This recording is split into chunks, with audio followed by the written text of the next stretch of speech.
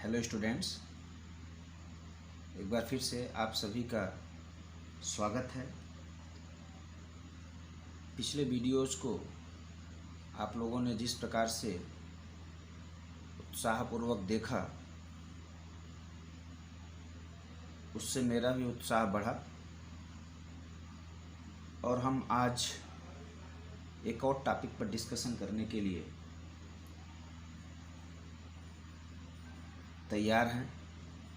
आज हम लोग आंशिक भिन्नों के द्वारा समाकलन का अध्ययन करेंगे। ठीक है, क्या प्रोसेस है, तरीका क्या है, आंशिक भिन्न क्या होता है, इन तमाम बातों का आज हम अध्ययन करेंगे और इंटीग्रेशन में इसका यूज कैसे हो इसके बारे में भी हम जानेंगे। ठीक है, तो आइए हम शुरू करते हैं आंशिक भिन्नों के द्वारा समाकलन।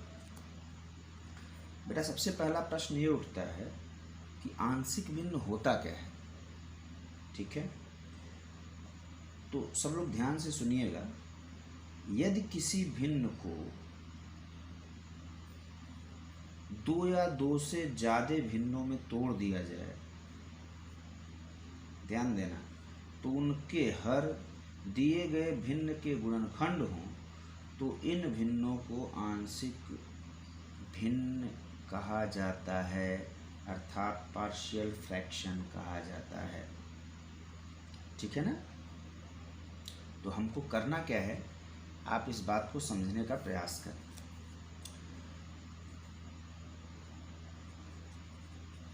Integration by partial fraction. ठीक है, हमने क्या कहा, किसी भिन्न को कई ऐसी भिन्नों में तोड़ दिया जाए या दो से ज़्यादा भिन्नों में तोड़ दिया जाए कि उनके हर दिए गए भिन्न के गुणनखंड हों। ठीक है ना, इस बात को आप समझने का प्रयास करिए। नाम ही है इसका पार्शियल फ्रैक्शन। ठीक है ना, पार्शियल का मतलब होता है अंश, मतलब किसी भिन्न को अगर आप तोड़ेंगे तो उसके निश्चित रूप से 1, 2, 3, 4, 5 जो भी आप जितने भागों में तोड़ना चाहते हो उतने पार्ट होंगे, तो वो जो आपके अंश मिलेंगे वो उस भिन्न के ही भाग होंगे। ठीक है ना, इस बात को सब लोग समझने का प्रयास करिएगा। करना क्या है हमें, आप ध्यान दीजिएगा। जैसे f(x/g(x) अगर मान लेते हैं कोई परिमेय फलन हो, ठीक ना, रेशनल फंक्शन, और gx की वैल्यू 0 के बराबर न हो। ठीक है, यानी यदि f(x/gx) कोई परिमेय फलन हो और gx की वैल्यू 0 के बराबर न हो, ठीक है ना, तो ऐसे फलनों का हम पार्शियल फ्रैक्शन कैसे करेंगे उसके बारे में हम यहाँ पे अध्ययन कर रहे हैं। ठीक है ना। अब बात आती है कि इंटीग्रेशन में इसका यूज क्या है। बेसिकली है क्या, इंटीग्रेशन में ऐसे बहुत बड़े बड़े भिन्नों का मुझे समाकलन करने के लिए दे दिया जाता है जिनका डायरेक्ट समाकलन करना पॉसिबल नहीं होता है। लेकिन यदि हम उन भिन्नों को जो दिए गए हैं, बड़े बड़े जो भिन्न हैं, अगर उनको छोटे छोटे भिन्नों में ब्रेक कर दें और तब हम समाकलन करें तो आसानी से हम लोग समाकलन कर पाते हैं। ठीक है, तो यहाँ पे f(x) भी देखो बहुपद है, gx भी बहुपद है, तो f(x/gx) क्या हो गया, रेशनल फंक्शन हो गया। जिस प्रकार से आप परिमेय संख्या पढ़े हो ना, उसी प्रकार से ये भी है।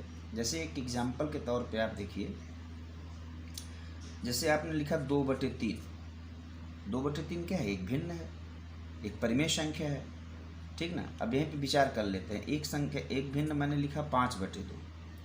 ठीक है ना, तो देखो ये 2/3 है, इसका डिनोमिनेटर न्यूमरेटर से क्या है, बड़ा है, और 5/2 में डिनोमिनेटर न्यूमरेटर से क्या है, छोटा है। इसको ध्यान से और अच्छे से समझने का आप प्रयास करें। तो इस भिन्न को हम लोग प्रॉपर फ्रैक्शन कहते हैं।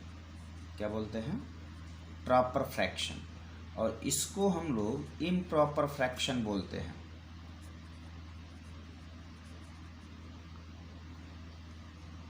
ठीक है, इसको हम लोग प्रॉपर फ्रैक्शन बोलते हैं, यानी वास्तविक फलन, और इसको हम लोग इम्प्रॉपर फ्रैक्शन अर्थात अवास्तविक फलन बोलते हैं। ठीक है, तो करना क्या है, अब जैसे मान लीजिए 5/2 है, इम्प्रॉपर फ्रैक्शन में क्या होता है, जैसे 5/2 है, 5/2 को हम ये डिविजिबल होते हैं, ठीक ना। इसको अगर आप डिवाइड करो तो लिख सकते हो 2 होल 1/2 दैट इज 2 + 1/2। आप ऐसे भी लिख सकते हो, इसे ऐसे भी लिख सकते हो। देखो 2 2 जा 4 1 5 बाई कितना हो जाएगा, 2 हो जाएगा, ठीक ना। ये आपके ऊपर डिपेंड करता है कि आप उसको क्या करना, लेकिन हमें यहाँ क्या करना है वो इम्पोर्टेंट बात है, उसको हम लोग यहाँ पे अध्ययन कर रहे हैं। ठीक है,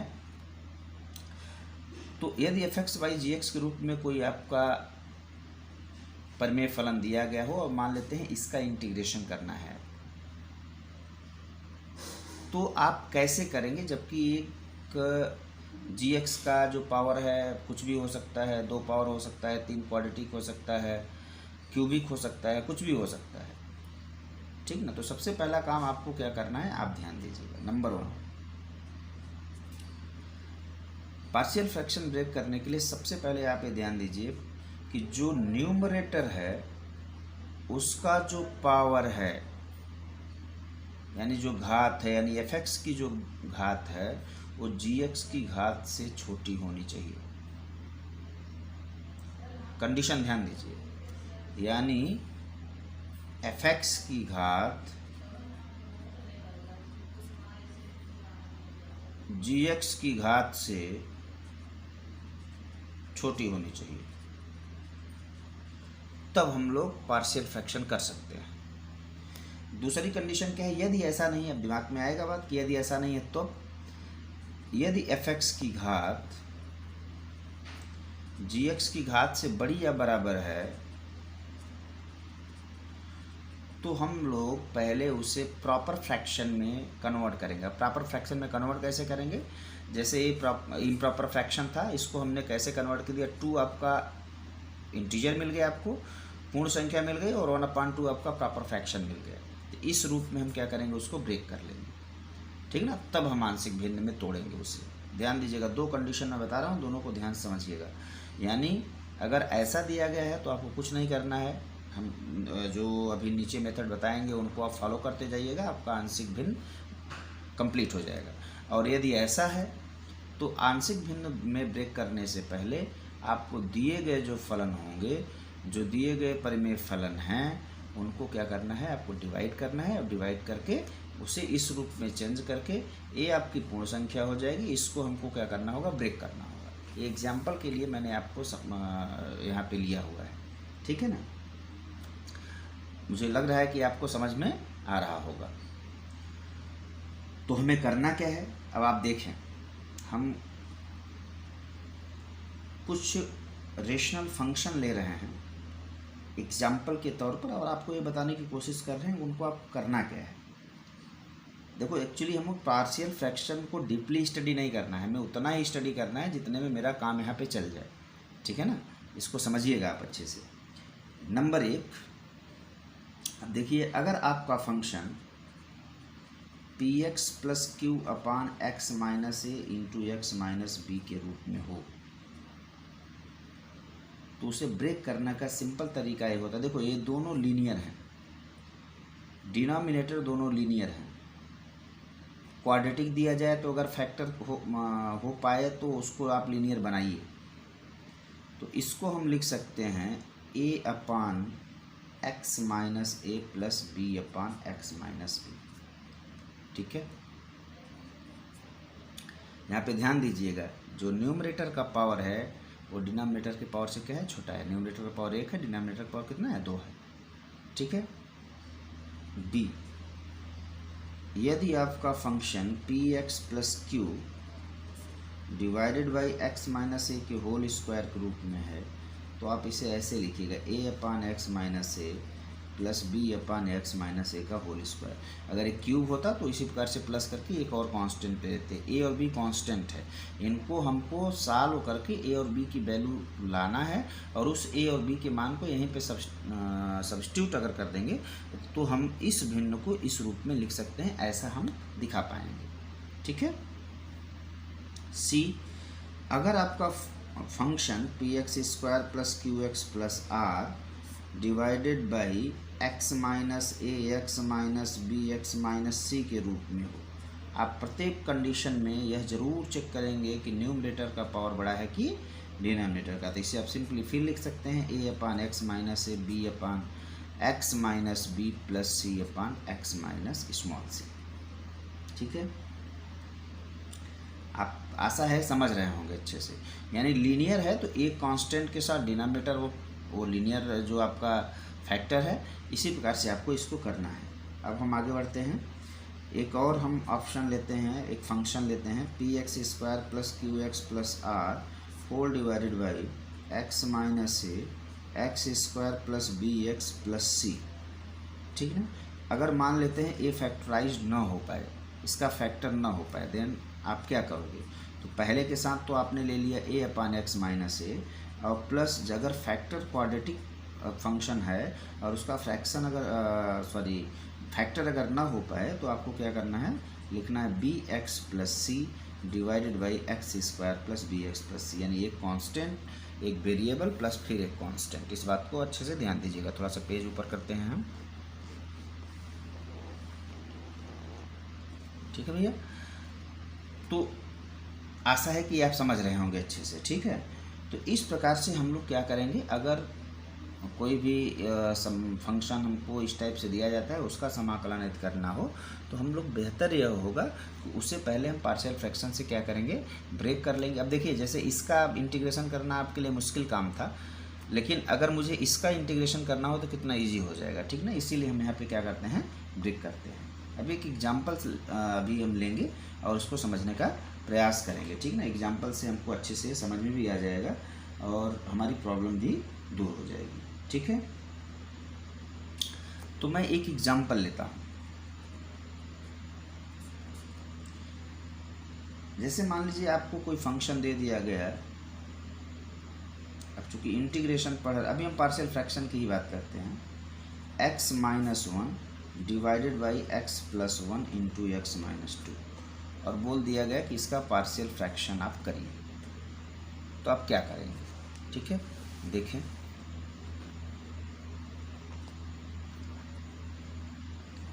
यहाँ पे न्यूमरेटर का पावर डिनोमिनेटर से क्या है, छोटा है, तो हमको कुछ करने की ज़रूरत नहीं है, ऑलरेडी प्रॉपर फंक्शन है। ठीक है ना, प्रॉपर रेशनल फंक्शन है, इसमें कोई प्रॉब्लम नहीं है। आप करिएगा क्या, x minus one divided by x plus one into x minus two is equal to a upon पहला factor x plus one plus b upon दूसरा फैक्टर। आप ऐसे लिखें। ठीक है, जब आप इसको ऐसे लिखेंगे तो इसे आप मान लीजिए यहीं पे नंबर वन। अब इसको आप सिंप्लीफाई करें, कैसे करना है, x minus one x plus one x minus two is equal to a into x minus two plus b into x plus one whole divided by x plus one into x minus two. जो आप usual जो आप general method use करते हो उसी को use करना है। इसको कैंसिल कर दीजिए। x माइनस वन, हमारा उद्देश्य क्या है, हमारा ऑब्जेक्टिव क्या है, ए और बी की वैल्यू को कैलकुलेट करना। ठीक है, तो x minus a into a x minus two plus b x plus one. अभी मैं समझा रहा हूँ, अब आगे से मैं डायरेक्ट करूँगा। A x minus two a plus b x plus b, ये हो गया x minus one, and this will be equal to x minus one a x. देखो ए एक्स इसमें भी, एक्स इसमें भी, एक्स आप कॉमन ले लेंगे तो आपको मिलेगा a plus b x minus two a plus b. अब आपको क्या करना है, दोनों पक्षों से कोफिशिएंट को कंपेयर करना है। एक्स का कोफिशिएंट यहाँ a प्लस बी है, उसकी वैल्यू वन होगी, और यहाँ minus two a plus B है, उसकी वैल्यू कितनी है, माइनस वन है। अब आप इन दोनों को सॉल्व करके और a और b की वैल्यू कैलकुलेट करिए। कैसे करिएगा, ये आपका हो जाएगा minus two a plus two b is equal to two. आप ऐड कर दीजिए तो three b is equal to हो गया one, hence b is equal to कितना हो गया, वन बाई थ्री। इस b की वैल्यू वन बाई थ्री इसमें रख दीजिए तो a की वैल्यू कितनी हो जाएगी, one minus one by three, that is two by three.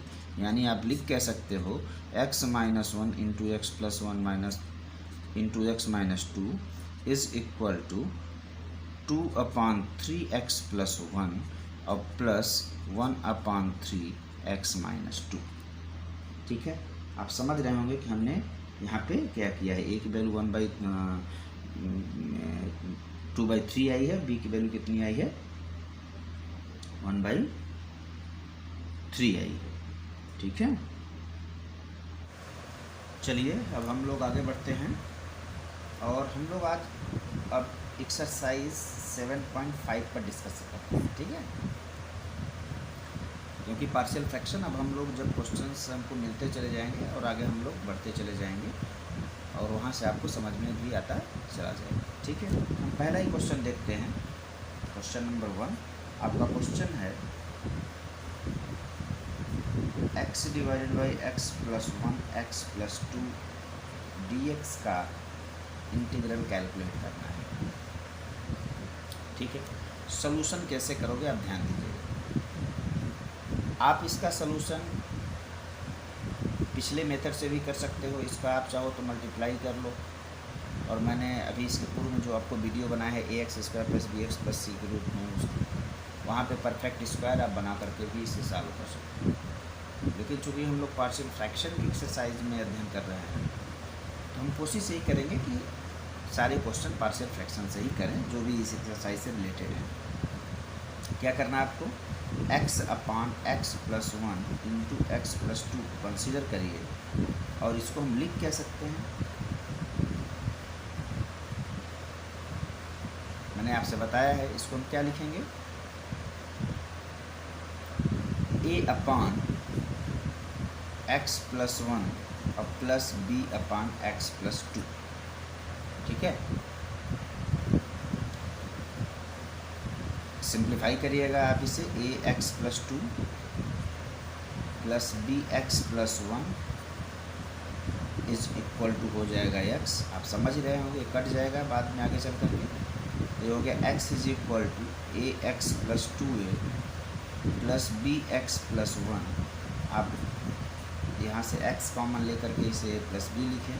अब आपको अभ्यास करना है, आप जितना अभ्यास करोगे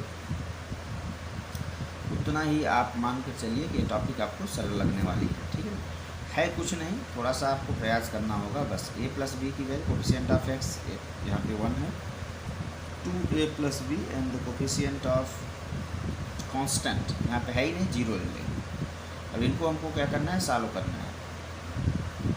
तो 2a plus b is equal to 0 है, a plus b is equal to 1 है, कैंसिल कर दीजिए सब्ट्रैक्ट करके, -1 इज इक्वल टू क्या हो गया a की वैल्यू -1 मिल गई, hence b is equal to हो गया 2। तो हम लिख क्या सकते हैं, x upon x plus 1 into x plus 2 को हम लिख सकते हैं -1 अपान x प्लस 1 प्लस 2 अपान x प्लस 2। देखो आपने कितने आसान तरीके से इस फ्रैक्शन को इस रूप में कन्वर्ट किया और वहाँ से वैल्यू ला कर निकाल करके भी हमने इसमें लिख लिया इसे। ठीक है, अब आपको मान लीजिए इंटीग्रेशन अगर करना है x upon x plus 1 x plus 2 dx का, तो आप इसका इंटीग्रेशन आपको करना है तो आप इसका इंटीग्रेशन कर सकते हो।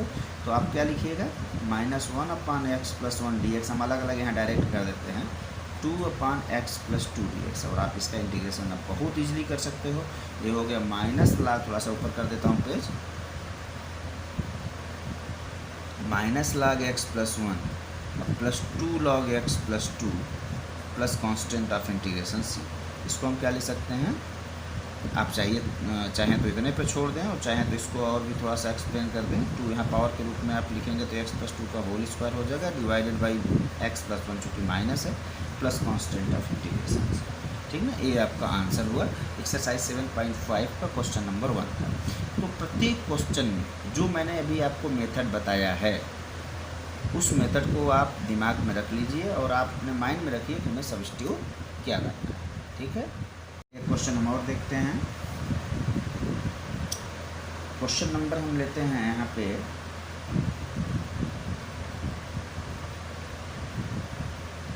4, 3 और 4 एक जैसे हैं, 4 ही ले लेते हैं। x upon x minus 1 x minus 2 x minus 3, इसका इंटीग्रेशन आपको कैलकुलेट करना है। ठीक है, सॉल्यूशन लेट, देखिए बड़ी भिन्न है ठीक है ना। तो क्या करना होगा, हमें पार्शियल फ्रैक्शन में इसे ब्रेक करना पड़ेगा, ठीक है ना। X upon x minus 1 x minus 2 x minus 3 is equal to a upon x minus 1 plus b upon x minus 2 plus c upon x minus 3। कितने सब लीनियर फैक्टर हैं देख लीजिए यहाँ पर। तो हमने सबको अलग अलग कांस्टेंट के साथ लिख दिया। अगर इसमें कोई क्वाड्रेटिक होता तो हम अपने बताए गए नियम से, जो हमने अभी आपको शुरू में बताया, उस नियम से हम इसको फिर ब्रेक करेंगे। अच्छा, एक और मज़े की बात बता रहा हूँ आपसे। अगर आपके फैक्टर सब लीनियर हैं तो कब आप ये मान कर चलिए कि अगर थोड़ा सा आप दिमाग लगाइए तो इतना ये जो प्रोसेस हमने किया है ना, ये आपको करने की ज़रूरत नहीं पड़ेगी। आप इजीली उसकी वैल्यू को कैलकुलेट कर सकते हैं, ठीक ना। बट हाउ, आपको करना क्या है, जैसे a बटे एक्स माइनस 1 है, ध्यान से समझिएगा सब लोग अच्छे से। लेकिन अगर हम x की वैल्यू 1 रख दें,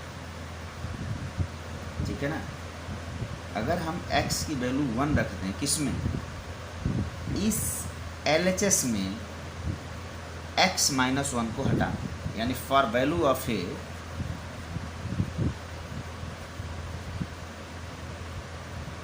put x is equal to 1, ध्यान दीजिएगा, x minus 1 is equal to 0, x is equal to 1, किसमें पुट करेंगे, in x upon x minus 2 into x minus 3। यानी हमने इसको एक्सक्यूट कर दिया, बाहर कर दिया, क्योंकि ये ऑलरेडी ए के बट्टे में है x माइनस 1, हमको इसी की वैल्यू कैलकुलेट करना है। तो इससे हम मान रखेंगे और इसको हम लोग क्या करेंगे, बाहर कर देंगे। तो जब आप x की वैल्यू 1 रखेंगे तो जो a की वैल्यू मिलेगी, जानते हैं क्या मिल जाएगी, 1 अपान 1 minus 2 1 minus 3, 1 minus 2 minus 1 1 minus 3 minus 2 1 जा 2, तो प्लस 2 हो जाएगा। यानी वैल्यू क्या मिली आपको, 1 अपान 2। इसी प्रकार क्या करिएगा, आप x बराबर 2 रखिएगा, किस में रखिएगा, इस 2 को छोड़कर इसी में रख दीजिए। बस 2 इस वाले फैक्टर में नहीं रखोगे तो डिफाइन ही नहीं होगा, ध्यान दीजिएगा। तो ये आपका क्या मिल जाएगा, b इज इक्वल टू मिल जाएगा 2 डिवाइडेड बाई 2 माइनस 1 2 1 हो जाएगा, और 2 माइनस 3 माइनस 1 हो जाएगा। तो b की वैल्यू कितनी मिल गई आपको, माइनस 2 मिल गई, ठीक है। फिर x is equal to 3, putting x is equal to 3, तो c की वैल्यू देखो, x इज इक्वल टू 3 रखोगे तो इसमें नहीं रखोगे, सिर्फ किस में रखोगे, इतने भाग में आप रखोगे, इसको ध्यान दीजिएगा। तो c इज इक्वल टू क्या हो गया, 3 अपान 3 माइनस 1 2 हो जाएगा, 3 माइनस 2 है 3 अपान 2। अब देखो कितना सिंपल हो गया। अगर इस प्रोसेस से करते थे एक लंबा प्रोसेस करना पड़ता, पूरा सोल्यूशन करना पड़ता, लेकिन ध्यान दीजिएगा जब लीनियर फैक्टर हो तभी आप ऐसा करिएगा, अदरवाइज आपको कुछ वैल्यू तो मिल जाएंगे और बाकी वैल्यूज आपको नहीं मिल पाएंगे, ठीक है। अर्थात x upon x minus 1 x minus 2 x minus 3 is equal to, a की वैल्यू है 1 अपान 2 एक्स माइनस 1 हो गया, बी की वैल्यू आपकी कितनी आई है, माइनस 2 अपान एक्स माइनस 2 हो गया, सी की वैल्यू आई है 3 अपान 2 एक्स माइनस 3 हो गया। अब आप देख सकते हैं कि इसका समाकलन कितने आसानी से हो जाएगा, ठीक ना, सिंपल भी है, और मुझे आशा है कि आप लोग अच्छे से इसे समझ भी रहे होंगे, ठीक है ना। तो आप यहीं पे डायरेक्ट इसका इंटीग्रेशन करिए, अलग अलग यहाँ पे कर दीजिए। तो आप एक स्टेप लिख लीजिएगा, हमने डायरेक्ट कर दिया है यहाँ पे, 1 upon 2 log x minus 1 minus 2 log x minus 2 plus 3 upon 2 log x minus 3 plus constant of integration c. ये आपका सोल्यूशन हो गया, ठीक है ना। आशा है कि आपको अच्छे से बातें समझ में आई होगी। अब देखो इतना बड़ा प्रोसेस है, इस प्रोसेस से हम ना करके हमने डायरेक्ट मेथड यहाँ पे यूज़ किया, तरीका वही है लेकिन हमने डायरेक्ट कर दिया, मतलब माइंड का यूज़ कर दिया। वैल्यू हमने ABC को कैलकुलेट जो किया है वो डायरेक्ट कर दिया है, बस इतना ही हमने किया है। प्रोसेस वही है, ये भी हम करेंगे तो इसी प्रकार से करेंगे, ठीक है ना। चलिए।